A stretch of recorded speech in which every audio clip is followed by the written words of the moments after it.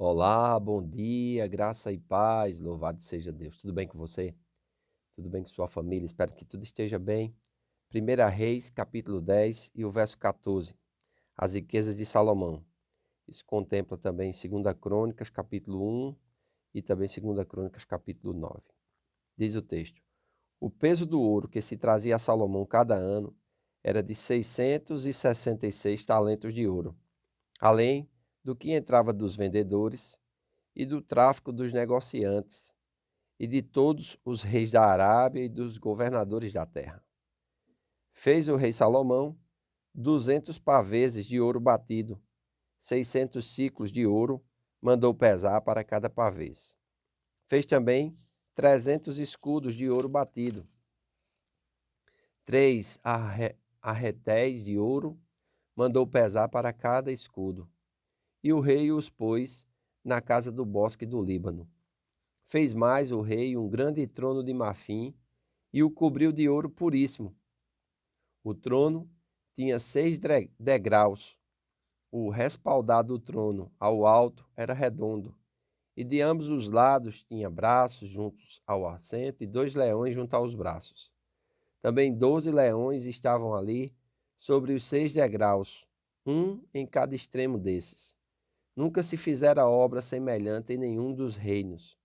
Todas as taças de que se servia o rei Salomão para beber eram de ouro, e também de ouro puro, todas as da casa do bosque do Líbano. Não havia nelas prata, porque nos dias de Salomão não se dava a ela estimação nenhuma. Porque o rei tinha no mar uma frota de Tarsis, com as naus de Irão. De 3 em 3 anos voltava a frota de Tarsis, trazendo ouro, prata, marfim, búzios e pavões. Assim, o rei Salomão excedeu a todos os reis do mundo, tanto em riqueza como em sabedoria. Todo mundo procurava ir ter com ele, para ouvir a sabedoria que Deus lhe pusera no coração. Cada um trazia o seu presente: objetos de prata e de ouro, roupas, armaduras, especiarias, cavalos e mulas, assim ano após ano. Também ajuntou Salomão carros e cavaleiros. Tinha 1.400 carros e 12.000 cavalarianos, que distribuiu as cidades para os carros e junto ao rei em Jerusalém. Fez o rei que em Jerusalém houvesse prata como pedras e cedros em abundância como os sicômoros que estavam nas planícies. Os cavalos de Salomão vinham do Egito e da Cilícia, e comerciantes do rei os recebiam da Cilícia por certo preço. Importava-se do Egito um carro por 600 ciclos de prata e um cavalo por 150, nas mesmas condições. As caravanas os traziam e os exportavam para todos os reis dos heteus e para os reis da Síria. Então agora nós vamos ver aqui algo que vai mostrar, né, as riquezas de Salomão, o quanto a sabedoria lhe proporcionou riqueza. Amém? Então diz aqui: o ingresso anual do ouro teria sido de cerca de 125 toneladas, além dos impostos das caravanas que atravessavam o país, né? Porque naquela época existia um mercado bem atenuante, né? Então, aquela rota era uma rota muito importante, vendedores e negociantes, e dos monopólios estatais também, né? Os reis e governadores que pagavam os tributos. Então, Salomão, ele tinha um diferencial muito grande, realmente. Ele era muito honrado, né? E Deus elevou esse grupo insignificante de pessoas no pináculo do poder político e econômico naquela época. Embora Salomão fosse rico e sábio, nós podemos observar aqui uma das sementes da sua queda. Porque, irmãos, nós precisamos entender, nós podemos cair no erro das riquezas tomarem o lugar de Deus na nossa vida. E isso é muito perigoso, preste muita atenção. As bênçãos não podem tomar o lugar do abençoador. As bênçãos não podem tomar o lugar do abençoador. Isso tem que ficar muito claro, isso tem que ficar muito evidente na minha e na tua vida. Deus é mais importante do que aquilo que a gente possui. Deus é mais importante do que aquilo que a gente possui. Senão, haverá uma inversão de valores e nós vamos cair, assim como Salomão caiu também, no pecado de idolatria, um pecado muito sério. Embora Salomão fosse rico e sábio, podemos observar aqui uma das sementes da sua queda. O Senhor havia instruído o seu povo na lei mosaica, em Deuteronômio capítulo 17, versículo 16, a não multiplicar cavalos. Para quê? Para que ele não se achasse. Então é um perigo nós nos acharmos. É algo muito perigoso. Nós temos que ter muito cuidado, nós temos que ter muito zelo, nós temos que ter muito tato. Amém? A promessa de Deus para aquele que vai servir Ele é que Ele vai abençoar as obras das suas mãos. Todos que servem a Deus vão ser ricos? Não. Mas eles vão viver uma vida abençoada. Deus vai prover, Deus vai abençoar e a própria sabedoria que Deus vai dar vai fazer com que esse homem e essa mulher ele tenha abundância para si, né, e para aqueles que estão ao seu redor. E isso pode trazer uma falsa impressão de que isto que eu consegui foi conseguido sem a ajuda de Deus. Claro, a gente não admite isso com a boca, né? Nós admitimos isso com as ações. Às vezes nós começamos a relaxar no nosso relacionamento com Deus, no nosso tempo a sós com Deus, na nossa leitura da palavra, nas nossas orações. A gente começa a relaxar no nosso congregar, e não são poucos que, por causa da pandemia, relaxaram no congregar e não voltaram mais. Estão desviados do Senhor.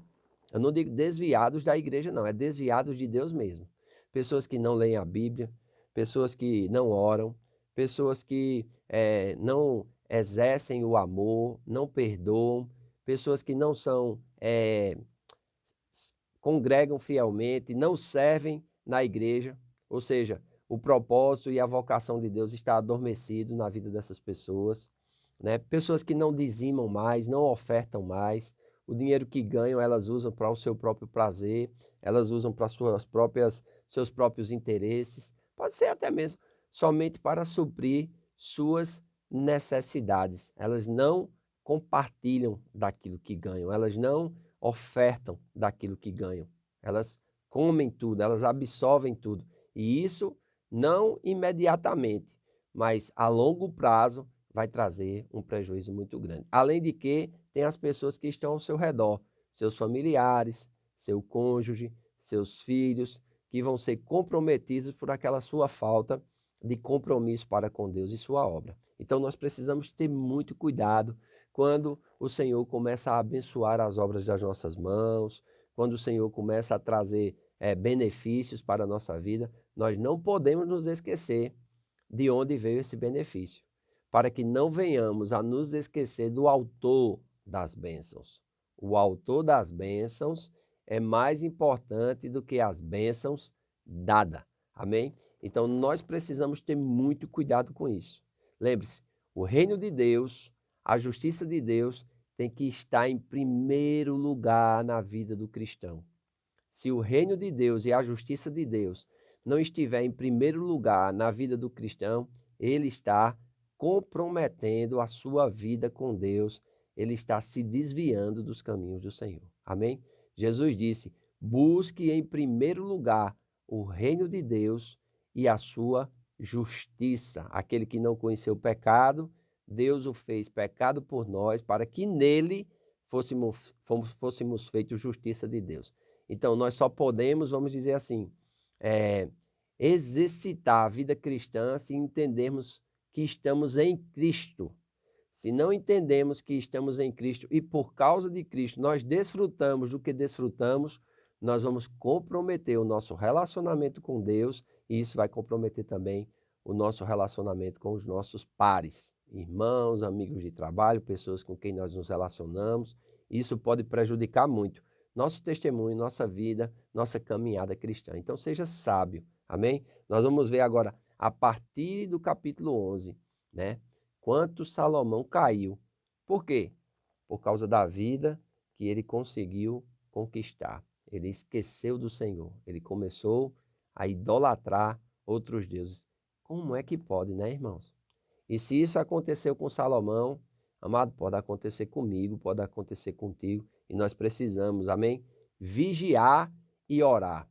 Nós precisamos ser firmes e constantes, sempre abundantes na obra do Senhor, sabendo que no Senhor o nosso trabalho não é em vão. Amém? Então, amanhã a gente vai começar a falar sobre a idolatria de Salomão. Não perca! Se você não é inscrito no canal, se inscreva, acione o sininho das notificações, comente, curta, compartilhe com o maior número de pessoas possível. Fazendo isso, você nos ajuda a levar o Evangelho, a palavra de Deus, a mais pessoas. Faço votos por tua prosperidade e saúde, assim como tua alma prospera. Que Deus te abençoe e até amanhã.